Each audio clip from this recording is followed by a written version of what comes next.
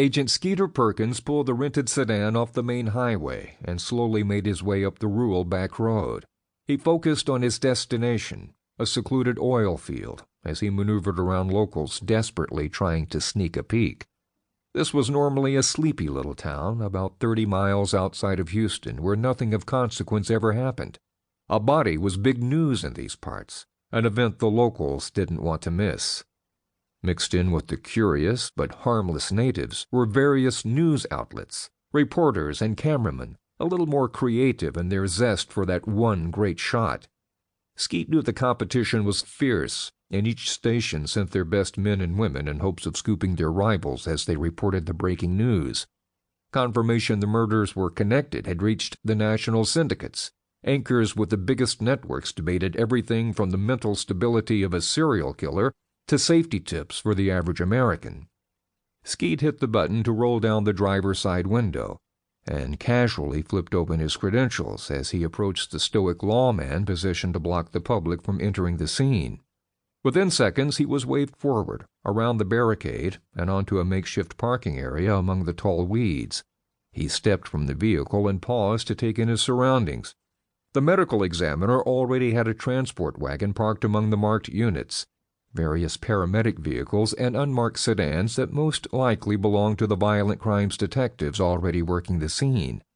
His forensics team hadn't arrived yet, but he knew they couldn't be far behind. Unfortunately, that meant his boss, Supervisory Special Agent Frank Dumas, would also be arriving any minute. Skeet wasn't in the mood to deal with the pompous fool. He had a scene to process and a sadistic killer to track. With any luck, the media whore, also known as SSA Dumas, would spend his time hobnobbing with reporters in hopes of getting the proverbial 15 minutes on screen. Skeet turned his back on the vehicles and surveyed the area. Texas truly was filled with wide open spaces. Another world completely when compared to his hometown of Chicago. And still, violent and senseless death tainted the air as it destroyed the lives of another unsuspecting family. The sun had nearly set over the horizon, replacing the clear blue, serene space overhead with a vibrant orange display that looked mystical and surreal somehow. Skeet was taken by surprise, amazed he could pause at such a horrible time to enjoy the beautiful and magnificent splendor Mother Nature offered in comfort? Balance? No, that was a question for another time and place.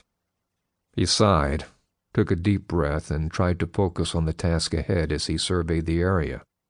Birds chirped in the distance, and a gust of wind kicked up, flapping the bottom edge of his leather trench coat before moving on to create a small dust devil that finally settled in a crop of aspen a few yards away.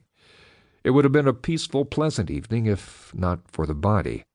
Another innocent girl, traumatized and discarded by a madman. Skeet knew the scene all too well. He didn't have to see it to know what he would find just over the ridge line.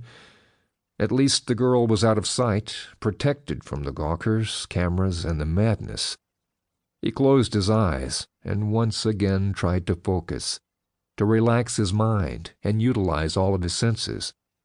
He felt a slight breeze in the air as it gently flitted across his warm skin, smelled the dust and smoke from the oil rigs, and listened to the cheerful tune of a nearby bird as he tried to prepare himself for the offensive scene that waited just a few yards away.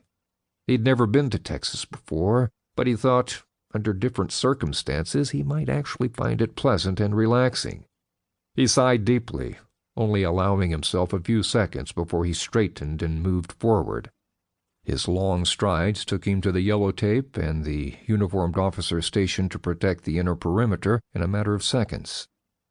"Agent Skeeter Perkins," he offered, before the man could turn him away.